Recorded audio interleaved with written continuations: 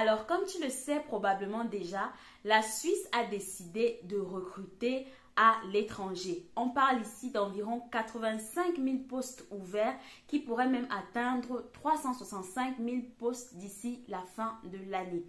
Alors peut-être que tu me suis sur cette chaîne et tu te dis, mais Alcini, je n'ai pas les papiers et tu me parles d'immigrer dans un autre pays. Comment est-ce que je vais pouvoir faire ça?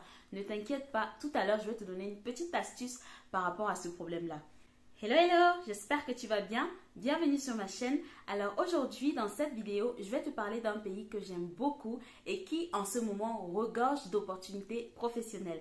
Si c'est la première fois que tu découvres cette chaîne, mon nom c'est Alcini Difo et ici on parle de la vie en Europe et particulièrement de la vie sans papier en France. Alors si ce sont des sujets qui t'intéressent, n'hésite pas à t'abonner et à liker et tout de suite après le générique, on passe à la vidéo.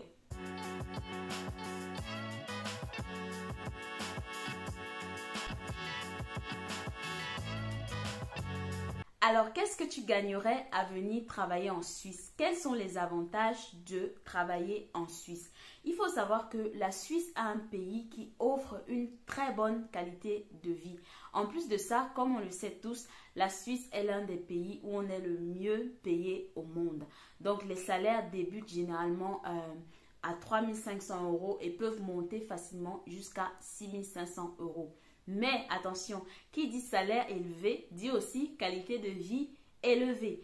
Donc, moi, mon conseil par rapport à ça, c'est que il faut éviter les grandes villes. Ne commence pas, par exemple, à aller à Genève ou à Zurich alors que tu viens d'arriver en Suisse. Dans un premier temps, cible en fait les petites villes parce que forcément, les loyers, le coût de la vie, c'est toujours plus élevé de manière générale dans les grandes villes. Donc, dans un premier temps, moi, je te conseille de cibler une petite ville pour commencer.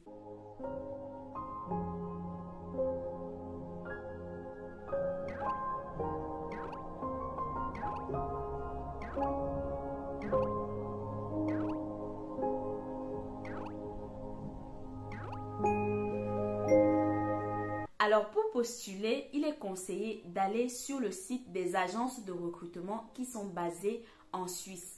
D'accord? Parce qu'on sait tous comment ça fonctionne. Quand il y a une info comme ça sur l'immigration qui sort, il y a souvent des gens malhonnêtes qui vont commencer à vouloir arnaquer les autres. Donc, rassure-toi d'être sur le site de recrutement d'une agence qui est basée en Suisse. Si tu veux que je te fasse une vidéo détaillée sur le sujet, fais-le moi savoir en commentaire.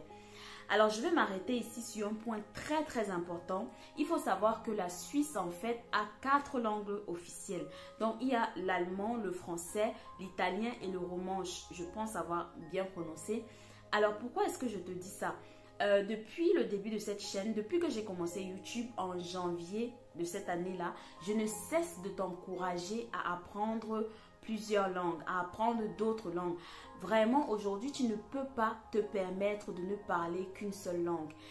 Quand il y a des opportunités comme ça, ce sont les gens qui étaient préparés qui vont saisir l'opportunité. Un ami à moi dit souvent, c'est que il vaut mieux être prêt pour une opportunité et ne pas en avoir que d'avoir l'opportunité et de ne pas être prêt. Voilà, aujourd'hui, la Suisse ouvre ce recrutement-là. Et comme je te dis, c'est un pays où il y a 4 langues officielles. Si tu veux t'intégrer en Suisse, la réalité, c'est que il va falloir que tu parles au moins minimum 2 des 4 langues officielles. D'accord? Même si tu vas me dire que oh, le boulot que j'ai trouvé, le travail que j'ai trouvé, là-bas, on demande seulement de parler français. Oui, mais en fait, il faut toujours penser loin en fait. Si tu vas arriver en Suisse, je suppose que ton objectif quand même, c'est d'avoir une certaine stabilité professionnelle, une certaine stabilité de vie. Même si ton objectif c'est de rentrer en fait dans ton pays d'origine, mais le temps que tu vas passer en Suisse, il faudra en fait que tu sois intégré. Et ça passe par parler les langues usuelles du pays. Tu ne peux pas te contenter de parler juste une langue dans un pays où on dit qu'il y a 4 langues officielles. Imaginons que tu avais pris chaque jour 15 minutes, juste 15 minutes pour apprendre une nouvelle langue depuis le mois de janvier. On est aujourd'hui le 25 octobre. Est-ce que tu ne penses pas que à l'heure où je parle là, tu aurais déjà au moins le niveau élémentaire en fait. Tu saurais déjà au moins comment t'exprimer, comment te présenter dans une nouvelle langue. Et donc aujourd'hui, il y a cette opportunité-là. Même si tu as les compétences, même si tu as les qualifications, imagine il y a un autre candidat qui a les mêmes qualifications, mais lui, il parle les trois des 4 langues officielles du pays. Par exemple, qui est-ce qu'on va prendre? D'accord? Donc vraiment, je t'encourage encore, va sur YouTube, c'est gratuit. Il y a plein de pages gratuites sur lesquelles tu peux te former et apprendre une nouvelle langue. Ajoute des cordes à ton arc, ajoute ta valeur en fait. Et déjà, je sais que la plupart des gens, il y a beaucoup de gens ici qui me suivent, qui sont sans papier. Tu es sans papier, c'est déjà un gros désavantage pour toi. D'accord? Donc le fait de parler plusieurs langues, ça va te sortir du lot en fait. Donc n'hésite vraiment pas, rends-toi sur YouTube, même sur Google, je suis sûre, il y a plein de ressources où tu peux vraiment te concentrer et apprendre de nouvelles langues. Ou ne serait-ce que, même si tu ne vas pas parler de façon parfaite, mais tu vas au moins avoir le niveau élémentaire en fait. Et sur le terrain, tu vas te perfectionner. Alors l'astuce que je voulais partager ici pour toutes les personnes qui sont sans papier, ça c'est une astuce qu'on m'avait donnée quand j'avais postulé pour l'immigration canadienne. Alors, ce qu'on m'avait dit, c'est que il fallait postuler comme si j'étais dans mon pays d'origine. Alors, je m'explique. Par exemple, si tu es du Bénin et que tu veux postuler en Suisse, tu vas envoyer ton dossier comme si tu étais au Bénin. Donc, avec, comment dire ça?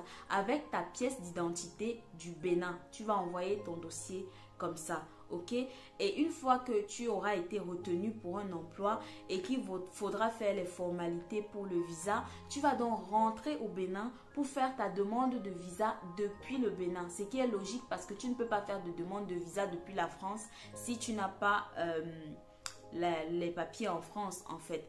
D'accord? Oui, tu vas peut-être me dire que c'est risqué. Oui, mais dans la vie, qui ne risque rien n'a rien en fait. Et moi, je pense que le risque est quand même moindre parce que la Suisse est en train de chercher clairement. Et si tu as un employeur qui est prêt à t'embaucher, qui t'a fait une promesse d'embauche ou un contrat de travail, je ne vois pas pourquoi est-ce que on te refuserait le visa en fait. Donc voilà un peu ce que je voulais partager avec toi. Et je fais un petit disclaimer. Non, je ne suis pas en Suisse. Je ferai une vidéo très bientôt pour te parler de mon nouveau pays d'accueil. Aujourd'hui, j'ai voulu m'arrêter pour partager avec toi ces informations-là parce que voilà, je pense que c'est le moment. Il faut postuler maintenant. Il ne faut pas attendre. Quand l'information est encore fraîche comme ça, vas-y, lance-toi parce qu'après, il y a tout le monde qui va sauter dessus et la concurrence sera encore plus rude. Donc voilà ce que je voulais partager avec toi. Je te souhaite une très belle journée et je te dis à très bientôt avec une nouvelle vidéo.